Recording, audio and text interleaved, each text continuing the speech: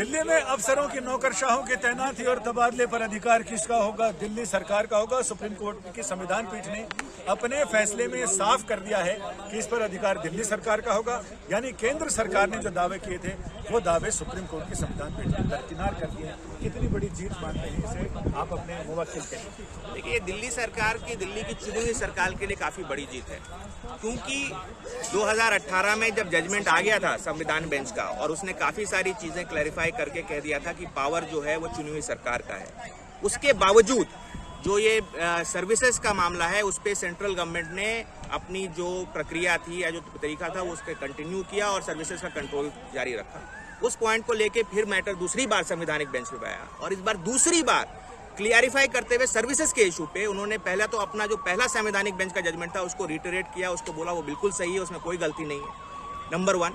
Number 2, उन्होंने कहा कि सर्विसेज ये अनइमेजिनेबल है एक किसी भी डेमोक्रेसी में कि एक चुनी हुई सरकार जिसका काम है अपने लोगों के लिए काम कराना अपने एजेंडे के हिसाब से, वो कंट्रोल ही नहीं कर सकती है वो लोगों को जिनके थ्रू उनको काम कराना है।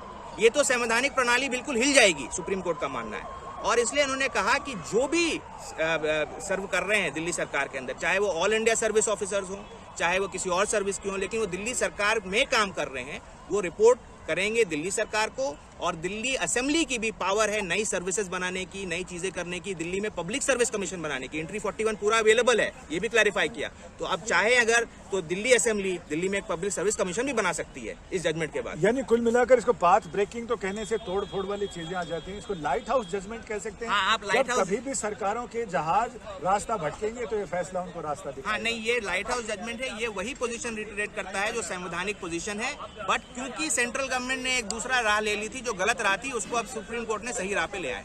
तो कोर्ट ने क्या, संविधान पीठ ने नजरिया बदला है, चश्मे का नंबर बदला है, क्या कहें? देखिए, ये मैं नहीं कह रहा, सुप्रीम कोर्ट ने जो संवैधानिक दृष्टिकोण है उसको दिखा दिया है सारी पार्टीज के लिए। तो ये कई अन्य जगह जहां पर केंद्र शासित प्रदेश है लेकिन वहां विधानसभा है, यानी पूर्ण नहीं है लेकिन वहां उपराज्यपाल बैठते हैं, कई जगह वहां कन्फ्लिक्शन है, पुदुचेरी में भी वहां पर ऐसा ही। तो हर जगह ये फैसला, हाँ बिल्कुल, ये फैसला, देखिए दिल्ली एक लौता ऐसा केंद्र शासित प्रदेश है जहाँ पे संविधान खुद एक असेंबली एस्टेब्लिश करता है।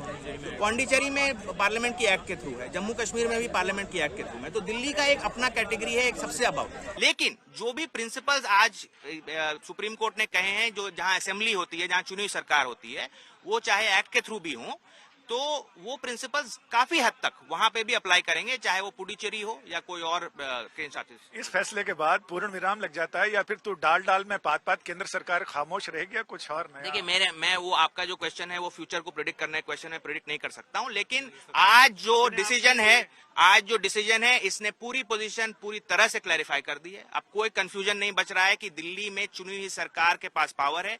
एलजी एक फिगर हेड है, उन्हें दिल्ली सरकार की बात माननी है, दिल्ली असेंबली का पावर जो है उनको रिस्पेक्ट करना है। और मैक्सिमम अगर कोई ओकेजनल केस में उन्हें कोई जेन्युइन डिफरेंस ऑफ ओपिनियन है तो वो राष्ट्रपति को उसको रेफर कर सकते हैं। अदरवाइज एलजी का इंडिपेंडेंट पावर कुछ नहीं है। ये सुप्रीम कोर्ट ने आज दूसरी संवैधानिक पीठ ने 2018 के बाद ये फिर से रिटरेट करके क्लैरिफाई कर दिया है।